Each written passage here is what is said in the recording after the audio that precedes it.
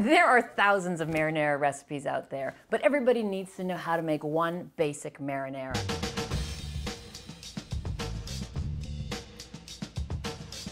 The key is good ingredients. And the most important ingredient of all, of course, is the tomato. If it is not tomato seasoned, do not use those tomatoes. Use canned tomatoes. I have a favorite brand. I use it religiously. I buy the whole tomatoes, and then I'm going to chop each one by hand. It sounds laborious, but it really doesn't take that long. So, slicing those tomatoes, dicing those tomatoes, cut them into rough chunks. Now garlic tastes more garlicky and biting in flavor the more you chop it. So you decide. You can have just smashed cloves in your marinara, or you can mince it if you really like that garlic flavor.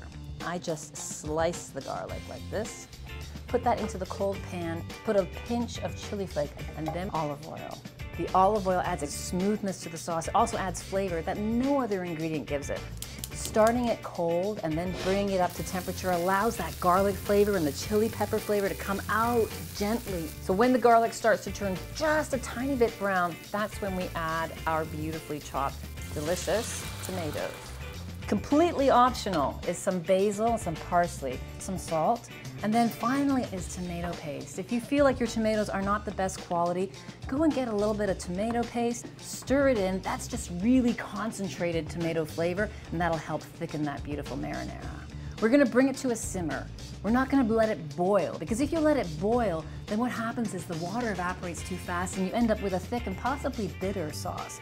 I like to use this pan. It's got a great surface area, so we get great sauce reduction. Like this oval shape a lot because I can also take that lid and put it askew like that very easily, so I get partial evaporation, partial flavor concentration.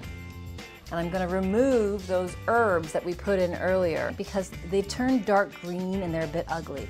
We are, of course, going to add some new fresh herbs that I've chopped up to this. You can add whatever you want, just basil, just parsley, something different altogether. And if you want a little sweetening to this, you can put a pinch of sugar in there. But one of the things I like to add is a little touch of balsamic vinegar. Adds a bit of richness.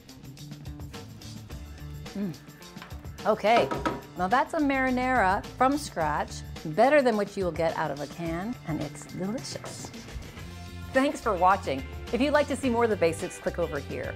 If you'd like to learn about this sauté pan that I use to make the marinara, click over here. And if you want to know how to make pasta perfectly, click right here.